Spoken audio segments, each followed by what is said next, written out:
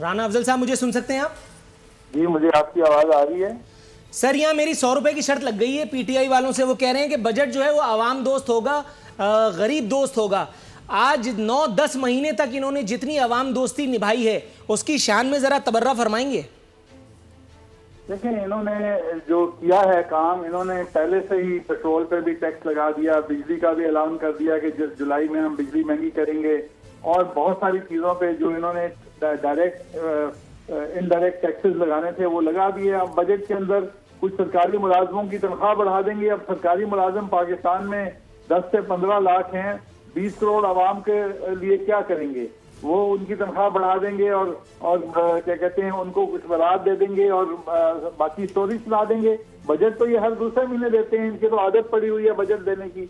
तो ये बजट जो है, इसकी मेरे नजर में कोई अहमियत नहीं है, सवाए इसके कि ये अब जो इन्होंने पिछले 1-2 महीने से इकदाम किए, जो टैक्सेस लगाने थे, अब इस तारीख को जो ऐलान करेंगे वो कदरे मुझे लगता है कि नरम होगा, और या आवाम की तवक्कुआत जो ये बिल्डअप कर रहे हैं बहुत बहुत ऊंचा होगा, उतना ऊंचा नहीं होगा। और फिर ये कहेंगे देखें वाह वाह वाह वाह, हमने कितना अच्छा बजट दिया है, और फिर जुलाई के अंदर बिजली की कीमत बढ़ाएंगे, और आगे ये गेम्स खेल रहे हैं आवाम के साथ। अब ये अगर आवाम के साथ ये गेम खेलेंगे तो आवाम इनके साथ गेम खेलेंगे। दुरुस्त है। ज्ञानचंद साहब, सर माजर चाहता हूँ, आपकी तरफ आने का इत्तेफाक काफ़ी देर में हुआ, देर आए दुरुस्त आए। हुजूर, ये मुझे बताइएगा, आसिफ अली जरदारी साहब ने, बिलावल साहब ने इंटीरियर में ही ईद मनाई, अच्छी खबर थी, लेकिन सर उनके इंटीरियर में मौजूदगी के बावजूद भी सिंध में एड्स का नाच पूरी आबोताब के साथ जारी है, जमहूरियत का सफ़र पूरी आबोताब के साथ जारी है। ये अलग बात कि जमहूर की कब्रें बनने का सिलसिला जो है वो अभी तक थम नहीं सका। महज 750 हुए HIV मरीजों की तादाद। परेशान कुन सूरत-ए-हाल तो नहीं होगी सिंध गवर्नमेंट के लिए, क्या कहते हैं आप? क्योंकि जमहूरियत तो महफूज है। देखें, पीपल्स पार्टी का हमेशा यही रहा है कि वो चीज़ों को छुपाते नहीं हैं, लोगों के जो भी इश्यूज़ हैं वो सामने आते हैं। ये एक इशू सामने आया है, लोगों में कोई वायरस है, और यही सिंध गवर्नमेंट की एक तरह से है कि वहाँ की लेबॉर्ट्रीज़ जो है उनको शनाख्त कर रही हैं, और वहाँ जब कुछ केसेस आए तो पूरी की पूरी स्क्रीनिंग की गई, जिसकी वजह से जब सब केसेस सामने आ गए हैं, और सिंध गवर्नमेंट ने कमिट किया है कि जो भी HIV के मरीज़ सामने आए हैं उनके पूरे अखराजात सिंध गवर्नमेंट देगी। तो मैं समझता हूँ कि ये सूरत-हाल सिर्फ लाड़काना की नहीं है, हमारे पूरे मुल्क में जो हेल्थ की आप बिल्कुल दुरुस्त फरमा रहे हैं सर। एक खबर मेरे सामने मौजूद है, बता रही है कंदकोट के 10 अफराद में भी HIV वायरस की तशखीस। जिला भर में एड्स से मुतासिर अफराद की तादाद में मजीद इजाफा। तो अगर ये इजाफा हो रहा है तो इसका मकसद है कि वहाँ पे वो लेबॉर्ट्रीज मौजूद है जहाँ पे तशखीस हो रही है, और उनको रोकने के लिए इक़दाम किए जा रहे हैं। ये नहीं है कि वहाँ पे वो सहूलियात मौजूद नहीं है जिससे इसकी तशखीस ना हो सके। तो तशखीस हो रही है और उनकी ट्रीटमेंट भी हो रही है, और उनको बचाव के जो भी तरीके हैं वो इस्तेमाल हो रहे हैं। सिंध हुकूमत के पास तो है, बुखार, नजला, जुकाम से बचाव की कोई चीज नहीं है। ये एड्स से कैसे बचाएंगे? जी, भुट्टो का नारा लगा देंगे, एड्स भाग जाएगा। भुट्टो को नारा की वजह से यहाँ पे जो ये जमहूरियत चली पड़ी है, और आप और हम जो बहस कर रहे हैं ये भी एक जमहूरियत की वजह से है, और पीपल्स पार्टी ने उस जमहूरियत के लिए खून दिया है।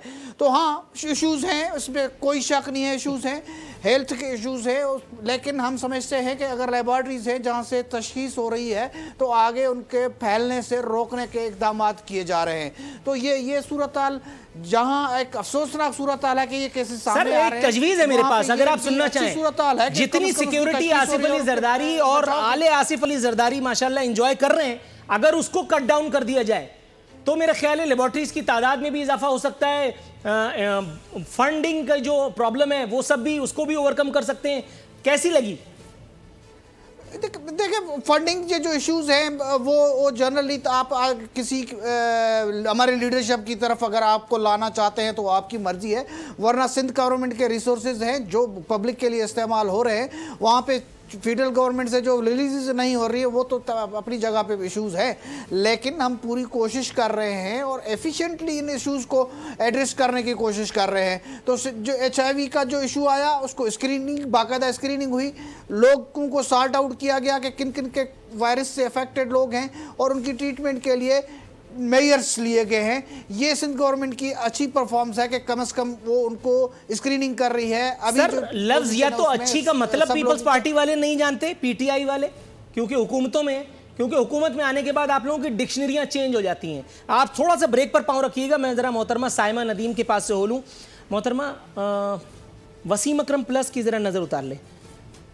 अलीम खान साहब की दिहाड़ी का बंदोबस्त किया है उन्होंने, उनको एक नहीं दो वजारतें दी हैं। पहले ही से माशाल्लाह खाते कमाते आदमी, क्या ज़रूरत थी उनको एक के साथ साथ 2 वजारतें देने की। कहते थे कि जी पढ़ोगे लिखोगे तो होगे नवाब, खेलोगे कूदोगे होगे ख़राब। क्या ऐसा तो पढ़ लिया उन्होंने जो उनको डिप्टी वज़ीर आला बना रहे हैं? और अगर वज़ीर आला नहीं कुछ पढ़ा लिखा है तो ज़रा बताइए, क्या उनकी डिग्री की ज़रा तफसीलात जारी कीजिए। देखें, डिग्री का तो ऑब्वियसली ये तो आपकी रिक्वायरमेंट है कि आपने जो भी इस वक्त हुकूमत में है वो बैचलर्स से या मास्टर्स से कम नहीं है। तो ये ऐसी बात नहीं है कि उनकी डिग्री जो है वो किसी से भी कम होगी। बाकी उनको तजर्बा बहुत है। उनका अलीम साहब को, उनका अपना कारोबारी अपना है, उनकी अपनी पहले की भी इसके अंदर सिर्फ कारोबारी नहीं बल्कि वो पहले भी हिस्सा लेते रहे हैं डिफरेंट इनमें भी लेती रही। मैडम जरा वजाहत कीजिए किस चीज़ का हिस्सा? देखिए ना, अगर उनको दी भी जा रही है तो वजारत, अगर इस वक्त 2 वजारतें दी जा रही हैं तो फिलहाल हो सकता है कि वो दूसरी वजारत जब तक कि किसी और का जो है वो इस वक्त सिलेक्शन हो जाए वो उनको मिल जाएगी। एक आदमी ने जेल काटी, उसका इनाम उसे वजारत दे करके किया। आसिफ अली जरदारी ने जेल काटी, उसके इनाम के तौर पर उनको पूरी हुकूमत मिल गई। बहुत सारी जमहूरियत की खिदमात, वो अभी लंबा लेक्चर दे देंगे ज्ञानचंद साहब, वो कहीं सुन न लें, इसलिए मैं जल्दी से सवाल ख़त्म करूँ। ये कौन सा मेरिट है? एक आदमी जेल चला गया तो आपने उसको 2 वजारतें दे दी और डिप्टी वज़ीर आला बना दिया। आप PML की उनकी गवर्नमेंट को क्यों नहीं बीच में ला रहे हैं? उनकी भी तो आप पूरी हिस्ट्री निकाल लीजिए ना। बिल्कुल ठीक है, बिल्कुल ठीक है। कितनी बार जेल जा चुके हैं, कितनी बार उन्होंने वहाँ पे ऐसा ही है गुजारे हैं। जी बिल्कुल। तो ठीक है, अगर वो तो फिर इसका मतलब है तब्दीली तो नहीं हुई ना। जो PML ने किया, जो पीपल्स पार्टी ने किया, वही आप भी कर रहे हैं। तो आप भी एक ही थाली के चट्टे बट्टे। अगर उनके खिलाफ अगर कोई ऐसा केस जो है वो बन के नहीं आया, उसकी कोई ऐसी तहकीकात में जो है वो कोई चीज ऐसी नहीं निकली, तो फिर आप किस तरह से कैसे निकलेगी? आप उनको उल्टा तो नहीं टांग सकते इस चीज के ऊपर। जब तक कि कोई चीज जो है वो आपकी उनको भेजा गया, उन्होंने उस वक्त जो था उस वक्त तक उनको कोई वजारत इसीलिए नहीं दी गई कि जब तक वो क्लियर नहीं हो जाएंगे। तो जब तक वो क्लियर अब हुए हैं तब उनको उसके अंदर इंक्लूड किया जा रहा है। ये सही है।